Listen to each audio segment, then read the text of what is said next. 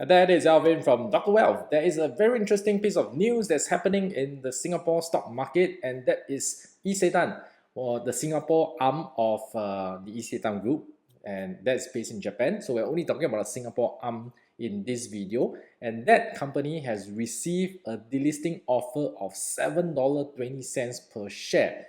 And the share price is trading at the last traded price was just $2.84. So they're offering $7.20, and that is 154% higher than the last traded price, right? And this news was released on April Fool Day, but this is not an April Fool joke. Okay, this is real, this is serious. There's documentation and offer details have been released to the public. And even based on the net asset value, right, which is basically the book value of Isetan, it's $2.58, and that offer price is 179% higher than the net asset value. So what's going on? Why is it such a big premium that is being given to shareholders of Isetan Singapore? And some of you who are the shareholders will be definitely happy, right? Because that is a bumper offer.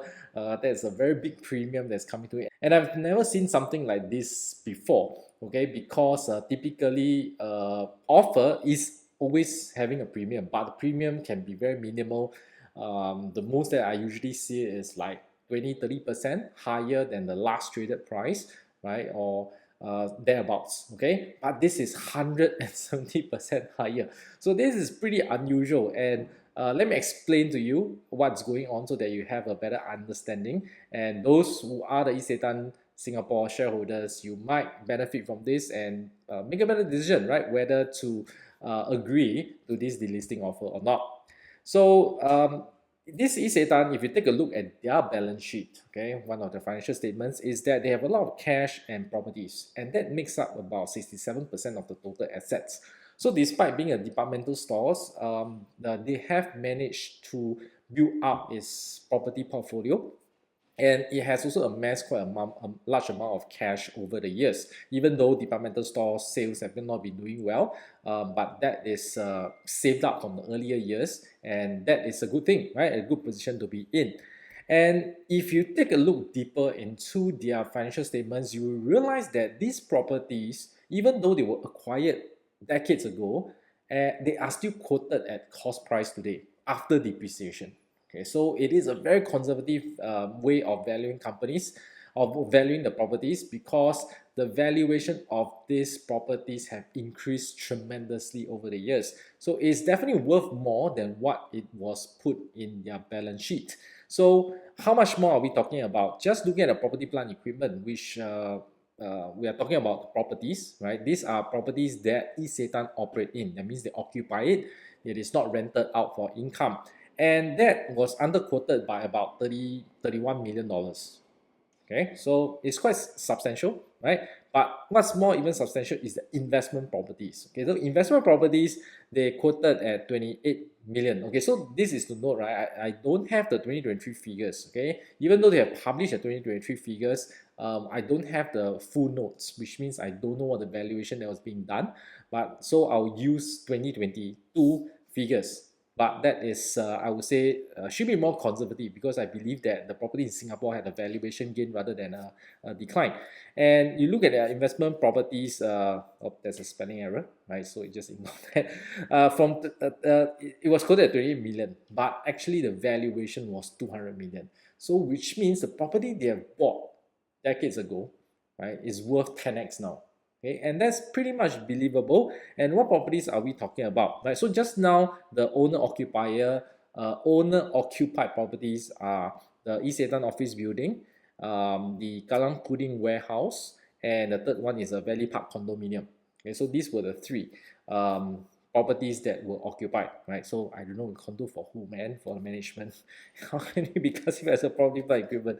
And investment properties is mainly the Wisma Atria retail shops, right? Because it's strata and they own several floors. If you remember, Isetan used to be operating at Wisma Atria. but I think last year or a few years ago, they have decided to close it off and they rented the space out to other tenants, right? So they became a landlord rather than an operator because, as we know, departmental store is no longer trendy.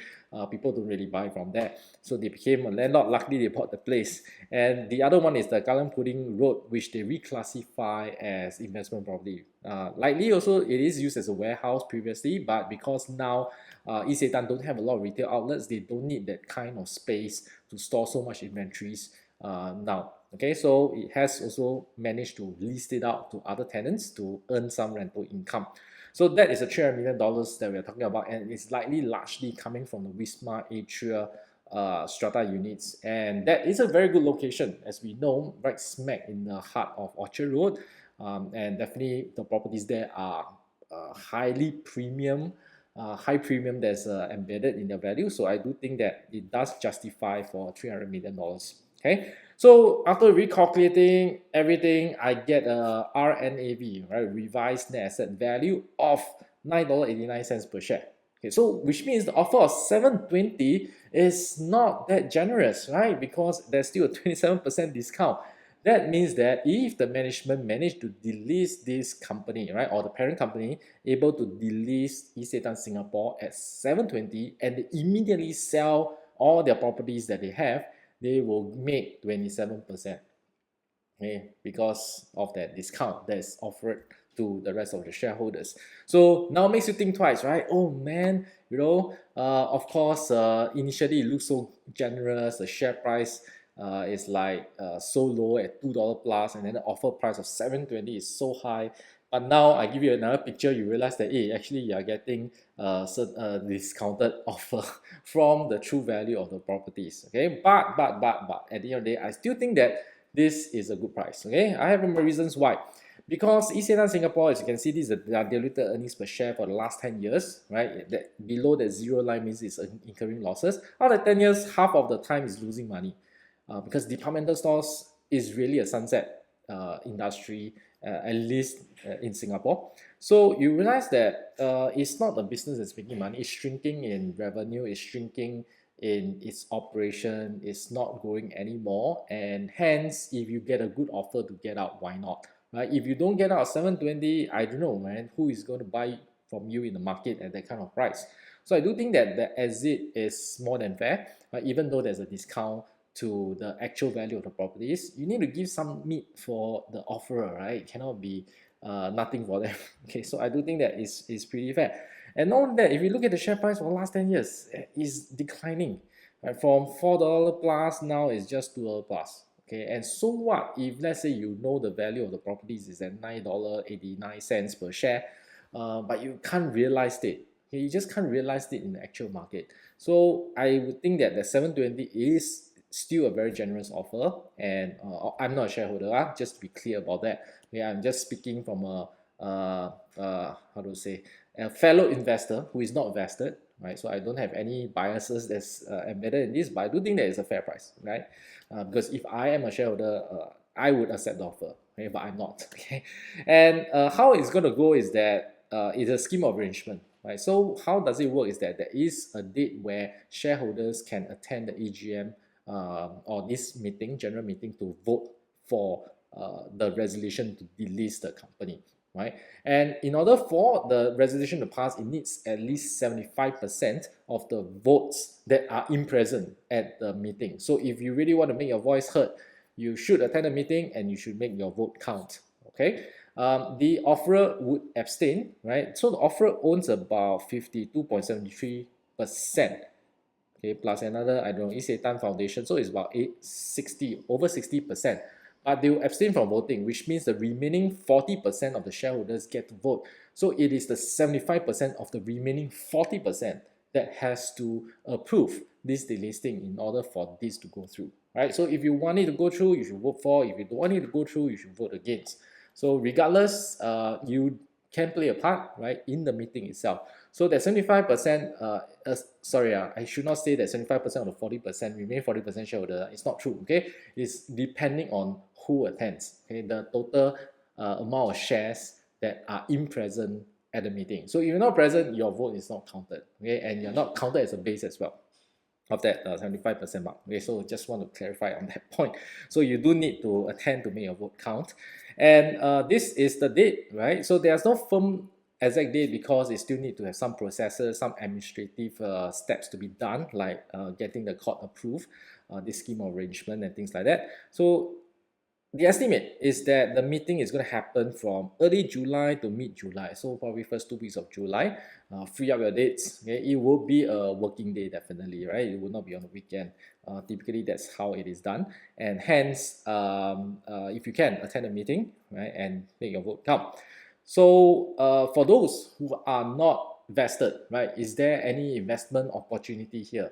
Unfortunately, I think that it's not worth it because at the end of the day, the share price will jump, right? So now it's trading hot at the time of recording, but once the trading hot is lifted, the share price will jump close to the offer price of 7.20, slightly discounted, maybe at $7 or even 6.90, but it will be quite close to that 7.20 offer, right? Because it is a known number, it is a known offer that's going on, hence the market will have priced in majority of this offer price, right? So there's a slight discount if you really want to make that difference and you think that it's going to be delisted. Yes, you can, but I don't think there's really a lot of meat to talk about. Okay, so maybe you will ask, Elwin, so what's the next stock that may be delisted? Now you tell me water under the bridge, I cannot do anything. But you must also understand that this kind of delisting offer is very difficult to predict beforehand. Okay, if you know, likely you're insider, right? If you know beforehand, and you're an insider and you trade on that, is insider trading, right? Which is illegal. Okay, so hence it's very hard to tell, right, what stock is going to delist next.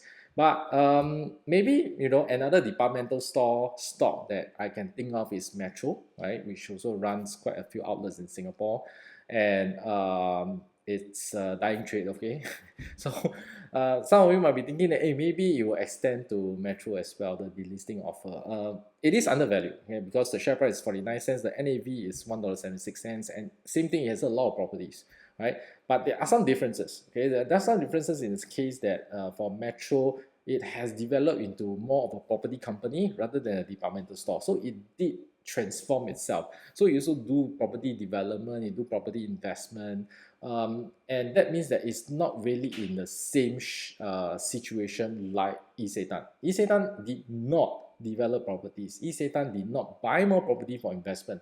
They just bought it because they use it for their own operations initially. Just that they downscale, so they list out the properties they used to operate in. So that is a very stark difference, right?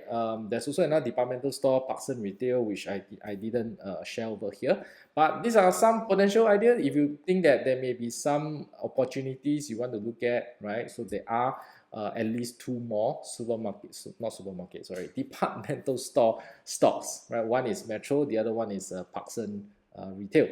Okay, so hopefully now you get a better idea about this Isetan delisting, and I think it's interesting. Even if you're not a shareholder, you get some learning from this, right?